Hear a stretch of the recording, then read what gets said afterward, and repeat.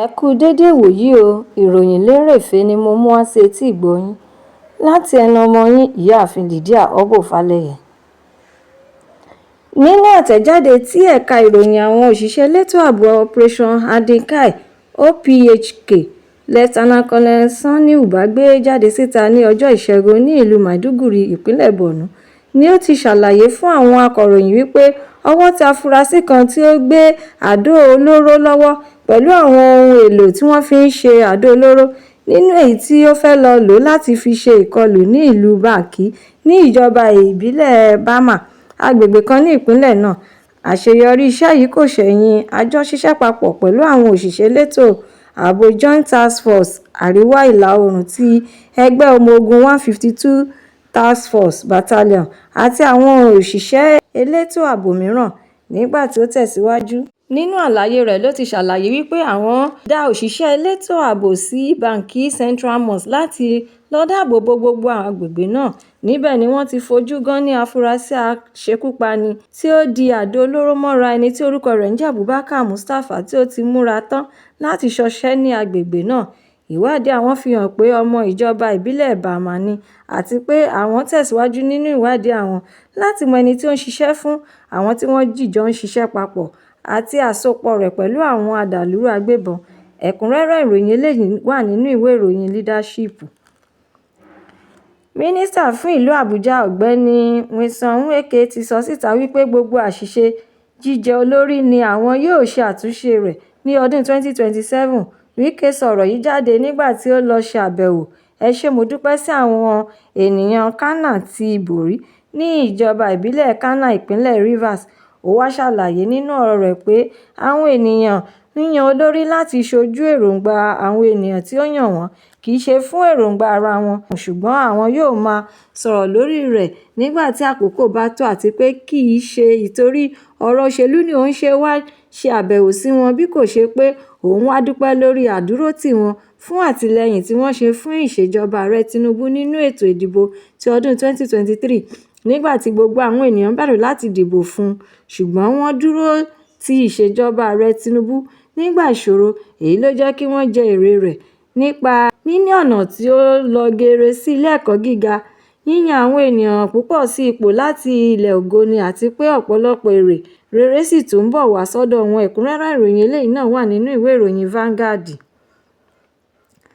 Àwọn ọmọ akẹ́kọ̀ọ́ ti iléèwé St. Mary Catholic School ní agbègbè ìlú Papiri ni wọ́n ṣe àfihàn àwòrán wọn nígbà tí wọ́n kó wọn lọ sí ilé ìjọba ti Minna, orílẹ̀-èdè Nàìjíríà ní ọjọ́ Ajé, ọjọ́ 22 oṣù Kejìlá December 22, ọdún 2025. Ìròyìn ṣe àkọsílẹ̀ rẹ̀ wípé ó lé ní ẹgbẹ̀rún kan ọmọ orílẹ̀-èdè Nàìjíríà tí àwọn adàlúrú agbébọn jí kó pamọ́ sínú akóló wọn láti gbogbo àyíká àríwá ìlà oòrùn ni wọ́n ti gba òmìnira wọn, nígbà tí àwọn òṣìṣẹ́ ológun ti orílẹ̀-èdè Nàìjíríà ń ṣiṣẹ́ takuntakun láti lọ ṣe àfọ̀mọ́ gbogbo ibùba àwọn ọ̀daràn wọ̀nyí, tí wọ́n sì tún pa àwọn olórí wọn. Lẹ́yìn tí wọ́n kó gbogbo ohun èlò ìjà irinṣẹ́ olóró tán níbẹ̀ ni wọ́n ba gbogbo ibùba wọn jẹ́ pátápátá. Iṣẹ́ àṣekára tí wọ́n ṣe yìí ló ṣokùnfà sísálọ tí àwọn ọmọ ẹgbẹ́ adàlúrú yòókù sálọ, tí wọ́n sì fi gbogbo ibi tí wọ́n ti lè sápamọ́ sílẹ̀. Ìròyìn náà ló tún ṣàlàyé wípé àwọn agbègbè wọ̀nyí ti wà lábẹ́ ìgbèkùn àwọn adàlúrú agbébọn fún ìgbà díẹ̀ tẹ́lẹ̀ rí, tí wọn kò sì lè mí rárá, ṣùgbọ́n báyìí oníkálukú wọn ti padà sí ibiṣẹ́ wọn, àwọn àgbẹ̀ náà sì ti padà sóko. Ẹ̀kúnrẹ́rẹ́ ìròyìn eléyìí náà wà nínú ìwé ìròyìn The Sun.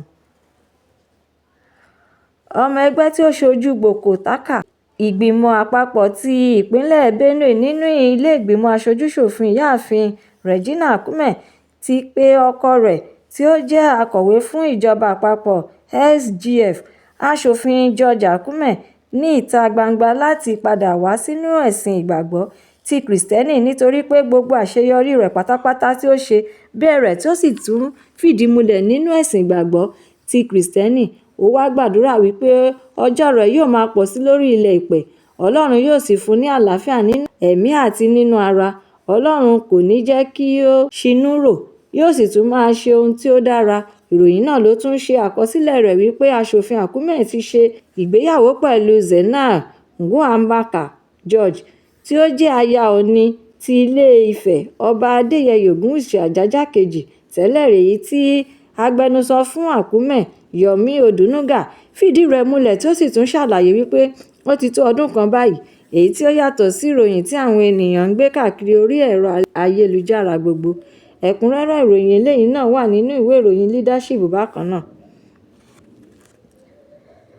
Igbákejì alága àpapọ̀ ti ẹgbẹ́ òṣèlú All Progressives Congress (APC) fún ẹkùn agbègbè gúúsù Victor Gideon ti sọ níbi ayẹyẹ ìta gbangba kan tí ó wáyé ní ìlú Gokana, èyí tí Wike lọ ṣe àbẹ̀wò sí àwọn ará ìlú ibẹ̀ láti lọ dúpẹ́ lọ́wọ́ àwọn olórí wọn àti àwọn olùgbé agbègbè náà wípé Gómìnà Siminalayi Fubara nílò àtìlẹ́yìn Wike láti lè jáwé olúborí ní ìjọba ìbílẹ̀ Gokana. Ó sọ̀rọ̀ yìí jáde ní ọjọ́ Ìṣẹ́gun wípé Mínísítà ìlú Àbújá Nyesom Wike ni olóṣèlú tí àwọn ènìyàn ìlú Gokana gbójúlé tí wọ́n sì tún fi ọkàn tán. Nítorí ìdí èyí ni Fubara gbọ́dọ̀ fọwọ́sowọ́pọ̀ pẹ̀lú rẹ̀ láti ṣe àṣeyọrí ní ìlú náà. Ẹ̀kúnrẹ́rẹ́ ìròyìn eléyìí náà wà nínú ìwé ìròyìn The Guardian. Gómìnà ìpínlẹ̀ Abia Alex Otti ti sọ síta fún gbogbo ènìyàn wípé òun kò ní fi ẹgbẹ́ òṣèlú Labour Party sílẹ̀ láti tẹ̀lé Peter Obi lọ sí ibi tí ó ń lọ, nítorí pé òun ṣáájú rẹ̀ darapọ̀ mọ́ ẹgbẹ́ òṣèlú Labour Party, kìí ṣe pé àwọn jìjọ darapọ̀ mọ́ nígbà kan náà, bí ó tilẹ̀ jẹ́ pé ó ti sọ èròǹgbà àti ìpinnu rẹ̀ fún òun tí òun sì ti gbàdúrà fún, ṣùgbọ́n òun yóò dúró sínú ẹgbẹ́ òṣèlú tí òun wà láti tún ṣe. Ẹ̀kúnrẹ́rẹ́ ìròyìn eléyìí náà wà nínú ìwé ìròyìn Punch.